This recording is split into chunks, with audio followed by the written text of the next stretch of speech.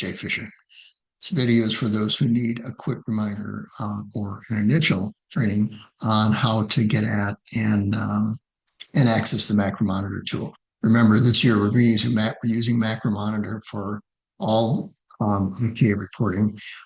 That's both loading data into the system and as well this year to be able to give you an ability to look at the data that's been loaded in pretty close to real time, usually within 10 or 15 minutes of when you've uploaded your content. You'll be able to see what it looks like in Macromonitor. You'll be able to see the source that the IP is going to use. So let's get started on what that's going to look like for you. So the first thing is you're going to want to log into the Macromonitor, the URL. It's macromonitor.net or https://macromonitor.net.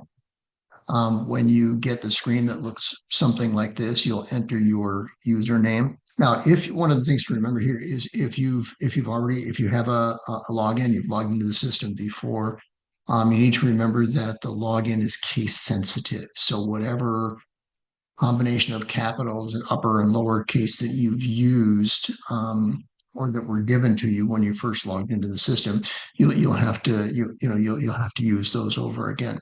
And then your password. Of course, if you don't remember your password, there's a forgot password button. Send that, and the system will give you a chance to update your own password.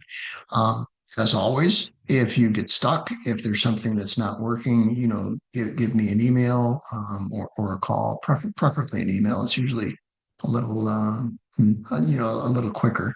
That jay.fisher, FISHER, at C3, the letter C, the numeral 3, partners.biz.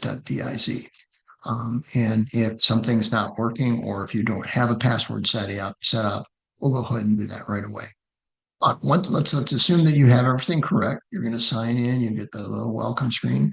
Now, the first thing that you're going to notice when you get it in, things are a little bit different.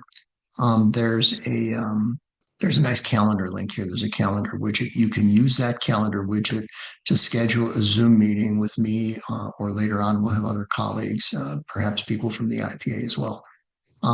But what this will do is it'll allow you to pick a date and time, and it'll always check against my calendar, make sure that there's time available. It'll generate a meeting invitation that you'll receive and I'll receive, together with the Zoom link. So it'll get you set up for for access to Macromonitor.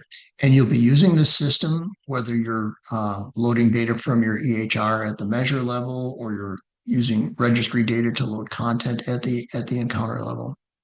There. So I know that's a pretty brief overview, but hopefully it's all you need to be able to get. And we do have a couple of other videos here for managing and uploading registry data and managing and uploading EHR data.